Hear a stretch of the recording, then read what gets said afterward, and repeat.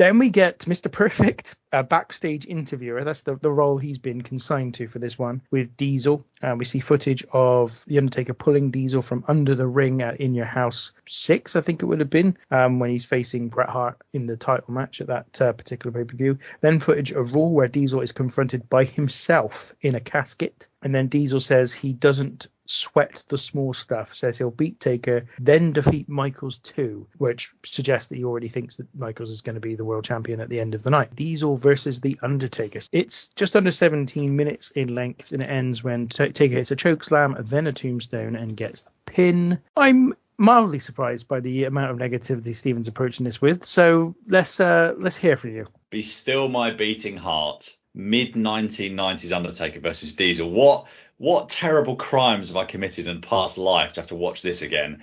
And I just don't understand what people who cheered for The Undertaker in the mid-1990s saw in him. Not electric promos, just a mysterious bloke that likes wrestling in slow motion and hanging around with dead bodies. That is just, I don't get it. I felt like my soul was being sapped out of my body during this snooze fest. And perhaps that's the idea of The Undertaker's character. Crowd lifeless, action ponderous, dreadful waste of life. And I actually had to get myself a Barocca after this match to try and wake myself up, because there was quite a lot left to go. And I did watch this all in one sitting. Terrible match. So I did want to pick you up on Taker and why people check, because I think this is maybe an issue with the way we watch wrestling in 2023, is that we do tend to be very conscious of how good someone is in the ring or how good, quote unquote, their promos are. But for me, we shouldn't be conscious of that. We shouldn't be conscious of how good he is as a promo. And certainly we weren't in 1996. It wasn't really a thing. Certainly not by the same percentage of people. Instead, you invested in the character and how that character was presented to you. And The Undertaker's character was presented as being indestructible, different, cool, kind of scary. All those things were why, when I first started watching wrestling in 1994, The Undertaker was my favourite wrestler. I'm sorry, Ben. The point is, I wasn't conscious of any of the things you mentioned. I wasn't conscious of how good a promo he was. And also, the concept of being a good promo in 2023 for me is nonsense, because it's all about how clever or funny they are. Good promo is about how much you invest in the match and how much you care about the person who wins and loses. And I don't think enough people see that from the way we judge promos in 2023. I think that's absolutely right. And I think at the top end, that's what promos have got to be about. It's got to be about advancing a storyline, so you pay to see that person in a wrestling match. Yeah, I don't know. I preferred Undertaker late career stuff. Obviously, most people do. Yeah, did, exactly. I suppose. Matt, what did you think of the match? I think you might be surprised about this now. Match of the night? Let me introduce you to my match of the night.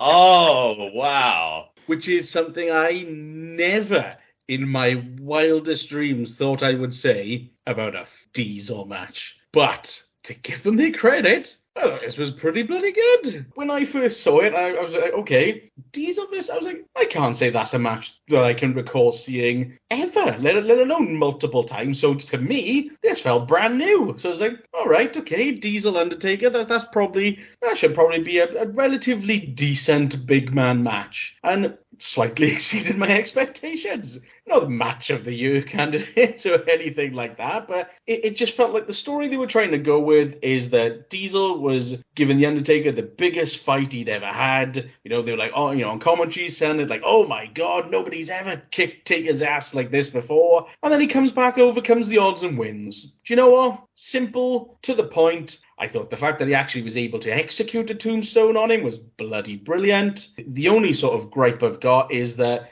Diesel did look like the world's most stupid wrestler when he did the jackknife powerbombs and literally just stood there for what felt like 20 minutes each time. Like, okay, by all means, if you're going to taunt or whatever for a little bit, all right. But other than that, I thought this was actually pretty good and I quite enjoyed it. So, well done to both of them. They highly exceeded my expectations. I am going to agree with the polar bear. Yes! I'm devastated. It's not my match of the night. My match of the night is the main event. But this is the second best match of the night for me. And I think it's pretty decent. I think they do a good job. The Undertaker, they go at a faster pace than the Undertaker did at the time. I mean, the other thing is I've got the real benefit of having watched lots of the Undertaker matches of this time, and most of them being absolutely turd, like completely through the floor turd. Bundy being example of we reviewed recently, but also that same year Kama, even IRS, to be honest. His match with Yokozuna at the Survivor Series was pretty horrendous too. They just served up lots and lots of bad opponents for the Undertaker, and it was only really this year when they started giving him something else. So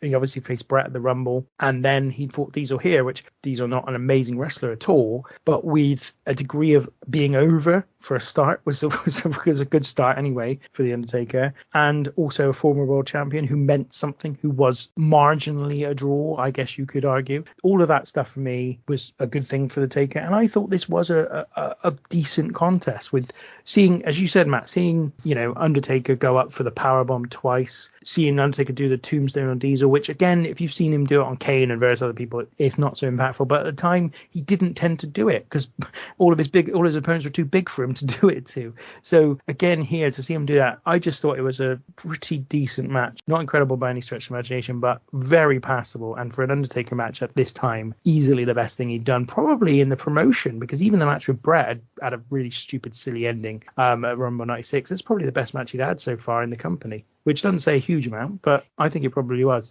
Stephen is absolutely disgusted with us. It's all right.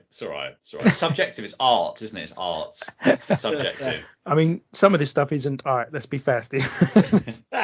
Some of it's just nonsense, but this was all right. There's an interesting thing as well about Diesel. So Diesel, first of all, had resigned by this point, had handed in his notice, was going to WCW.